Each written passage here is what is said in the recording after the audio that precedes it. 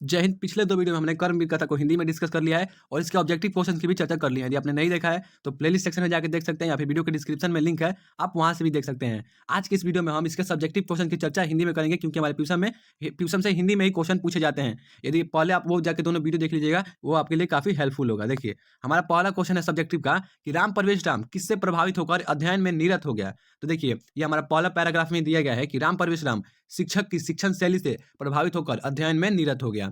Second question देखिए, second question हमारा है राम परवेश राम का घर कहाँ और कैसा था। तो राम परवेश राम का घर बिहार के एक दुर्गम क्षेत्र भीखनटोला में था। घर की स्थिति इतनी खराब थी कि उनके परिवार की रक्षा केवल धूप से ही हो पाती थी, वर्षा से नहीं। देखिए, ये जो क्वेश्चन है, इसका आंसर फर्स्ट पैराग्राफ में ही है। बताया गया है कि जो भीखनटोला गांव था वह बिहार राज्य में है और वहीं पे ही राम परवेश राम का जन्म हुआ था और उसके घर की स्थिति इतनी खराब थी कि केवल उनके परिवार की रक्षा धूप से ही हो पाती थी, वर्षा से नहीं हो पाती थी। ये हमारा सेकंड क्वेश्चन का आंसर था। देखिए, थर्ड क्वेश्चन, हमारा थर्ड क्वेश्चन है राम परवेश राम की प्रतिष्ठा कहाँ कहाँ देखी जा रही थी। देखिए, इसका उत्तर होगा राम परवेश राम की प्रतिष्ठा उनके अध्ययन क्षमता और निर्णय लेने की क्षमता के कारण उनके प्रांत और केंद्र सरकार में देखी जा रही थी। देखिए, उनकी अध्ययन क्षमता इतनी ज्यादा थी कि वह जो एग्जाम देते थे उसमें वह अव्वल लाते थे, वह भी प्रथम स्थान प्राप्त करते थे और केंद्र सरकार में अर्थात यूपीएससी की परीक्षा में भी उन्होंने उच्च स्थान प्राप्त किया था और काफी महत्वपूर्ण भूमिका प्रशासन में निभाया था। इसलिए उनकी जो प्रतिष्ठा थी वह उनके प्रांत और केंद्र सरकार में देखी जा रही थी। देखिए, चौथा क्वेश्चन है हमारा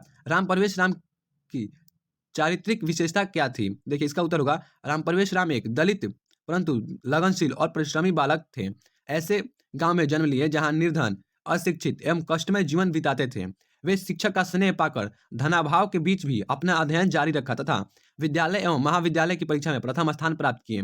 केंद्रीय लोक सेवा परीक्षा में उत्तीर्ण होकर वे समाज के समक्ष आदर्श प्रस्तुत किए। उनकी प्रशासनिक क्षमता और संकट काल में निर्णय लेने में समर्थ आदि गुणों के कारण सभी आकर्षित होते थे। देखिए, जो कर्मवीर थे अर्थात जो राम परवेश राम थे, वह एक दलित बालक थे परंतु वह काफी लगनशील और परिश्रमी थे। अपने लगन और परिश्रम के कारण ही वह विद्यालय और महाविद्यालय में प्रथम स्थान प्राप्त करते थे और यूपीएससी की परीक्षा में भी उत्तीर्ण हुए और प्रशासनिक सेवा में भी काफी महत्वपूर्ण योगदान दिया।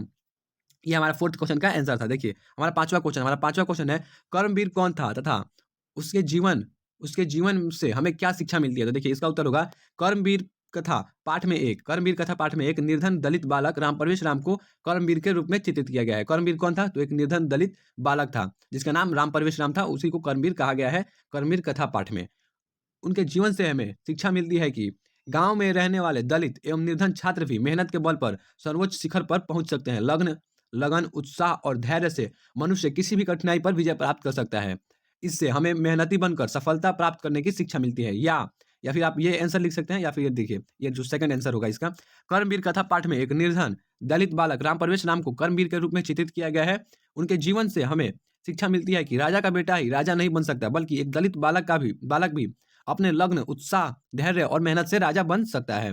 देखिए, ये जो क्वेश्चन है कर्मवीर कौन था तथा उसके जीवन से हमें क्या शिक्षा मिलती है, इसका आंसर ये भी हो सकता है, ये फर्स्ट ब्लू वाला भी और ये पिंक वाला भी हो सकता है। आप जो चाहें वो दोनों में से कोई एक लिख दीजिएगा, आपको नंबर मिल जाएगा। दोनों ही काफी बेटर आंसर है, आप दोनों में से कोई एक लिख सकते हैं। देखिए, हमारा कल का HW क्वेश्चन था कि कंपन राय का समय क्या है। तो कंपन राय का समय ऑप्शन नंबर बी 14वीं शताब्दी है।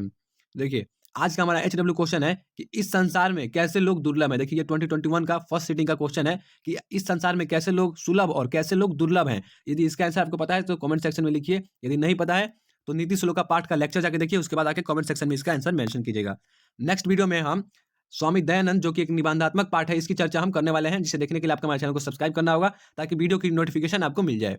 जय हिंद, जय भारत। मिलते हैं नेक्स्ट वीडियो में स्वामी दयानंद पाठ के साथ। धन्यवाद।